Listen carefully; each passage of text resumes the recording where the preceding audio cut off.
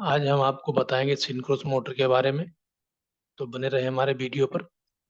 ये आपके सामने जो चित्र बना हुआ है, ये सिंक्रोनस मोटर का है।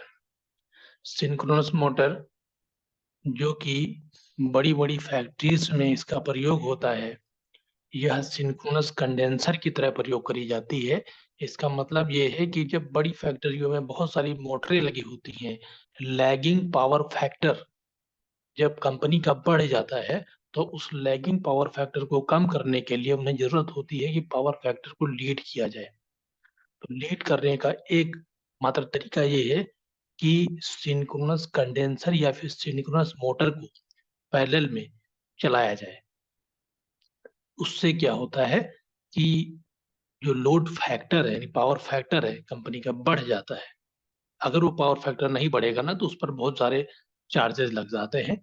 इसलिए इसका प्रयोग किया जाता है बड़ी बड़ी इंडस्ट्रीज में पावर फैक्टर लीडिंग करने के लिए।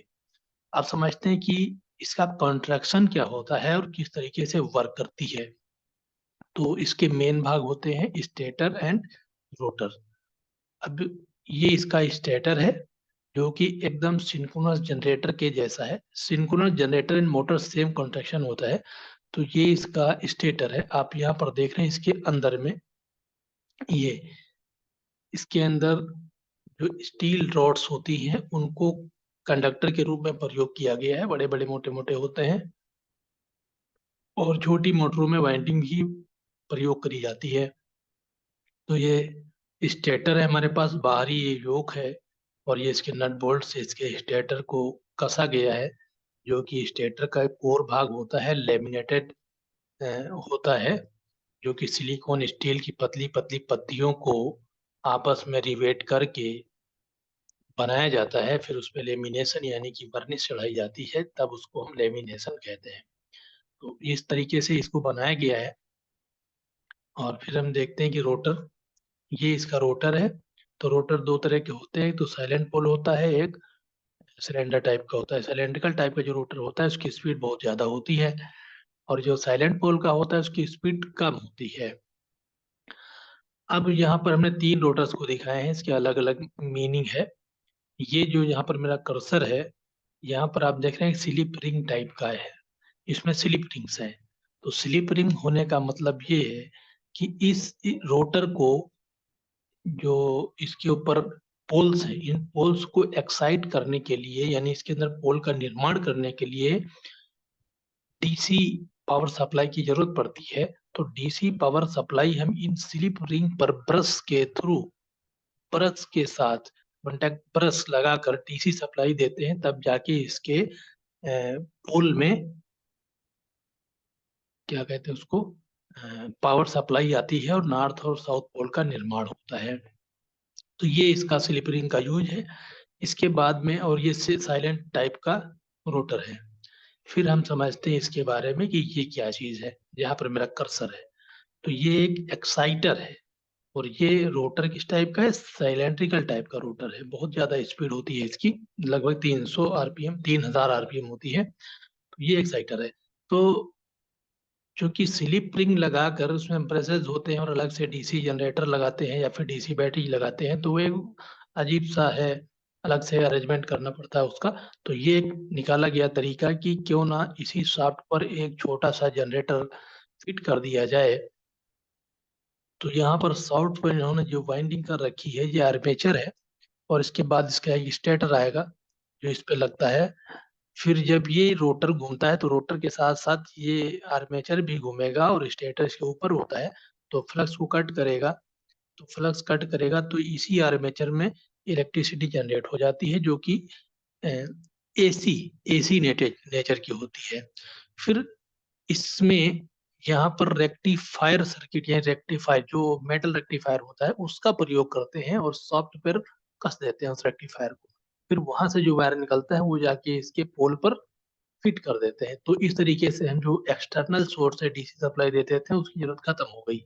अब यहीं से सेल्फ एक्साइटेड हो गया, ये सेल्फ एक्साइटेड हो गया जनरेटर। तो इसी तरह से यहाँ पर साइलेंट टाइप रोटर में भी इसका प्रयोग किया जाता है। इसको हम कहते हैं पायलट एक्साइटर।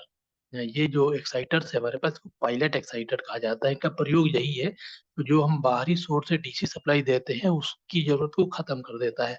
अभी हमें बाहर से कोई नहीं देना, यहीं पे इलेक्ट्रिसिटी जनरेट होती है, फिर रेक्टिफायर के थ्रू इसको हम पोल से कनेक्ट कर देते हैं। तो पोल भी घूमता रहता है, ये हमारा पोल्सो भी घूमता है, ये भी घूमता है, और रेक्टिफायर भी साथ में घूमता रहता है। तो अलग से कोई एक्साइटेशन देने का काम खत्म हो गया। तो इस तरीके से ये रोटर अरेंजमेंट होता है। रोटर बन गया आपका। फिर इसी रोटर को स्टेटर में पुट कर दिया जाता है, स्टेटर के अंदर इसको रख दिया जाता है, फिर प्राइम मूवर से घुमाया जाता है।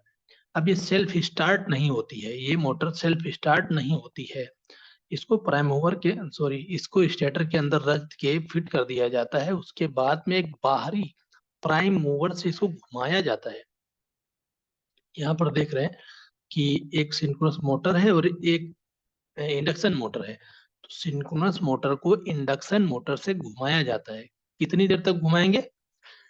सिंक्रोनस मोटर के स्टेटर में जो रोटेटिंग मैग्नेटिक फील्ड होती है उसकी स्पीड तक इसको घुमाएंगे। जब उसकी स्पीड तक ये पहुंच जाएगी फिर ये अपने आप घूमने लगेगी। हम प्राइम मूवर को हटा लेंगे। प्राइम मूवर को आप हटा लीजिए और ये मोटर अपने आप से घूमती रहेगी। ओके। अब ये सेल्फ स्टार्ट होती नहीं है, लेकिन सेल्फ स्टार्ट बनाने का जुगाड़ है। यहाँ पर आप देखिए डैम्पर वाइंडिंग्स। इस वाले स्टेटर में आप देख सकते हैं कि जो बाहर यहाँ पर छोटे छोटे होल्स हैं, इसके अंदर रॉड्स फिट हैं। तो ये रॉड है डैम्पर बार। ये डैम्पर बार को आपस में कनेक्ट कर दिया जाता है इधर उधर से सीरीज में, और ये शॉर्ट सर्किटेड होते हैं। यानी कि पूरे के पूरे ये वाला इसमें, फिर ये वाला छोड़ के ये वाला इसमें, ऐसे ही उधर करके और लास्ट में कनेक्ट कर दिया जाता है। या जितने भी बार्स हैं ये सारे के सारे सीरीज में होते हैं। तो ये जाके स्टेटर के अंदर फिट होकर घूमेगा। जब ये घूमेगा तो इसके अंदर जो स्टेटर में मैग्नेटिक पोल जनरेट है उसके अपोजिट अपोजिट साइड का इसके अंदर पोल जनरेट होगा। तो जब पोल इसके अंदर अपोजिट बनेगा तो ये एक रिफ्लेक्शन जनरेट करेगा, रिफ्लेक्शन होगा। तो रिफ्लेक्शन के थ्रू इस पर फोर्स लगेगा जिसकी वजह से ये इस रोटर हमारा घूमने लगता है।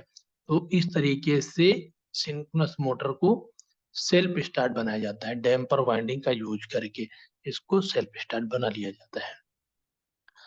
और ऐसे बाई नेचर ये सेल्फ स्टार्ट नहीं होती है।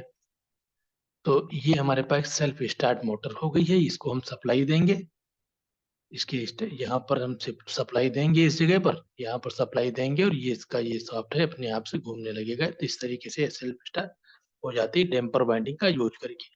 तो ये था सिंक्रोनस मोटर के बारे में थोड़ी सी जानकारी। अगर वीडियो अच्छी लगी तो फिर सब्सक्राइब करिए, लाइक करिए और शेयर जरूर कर दीजिएगा। ओके, धन्यवाद।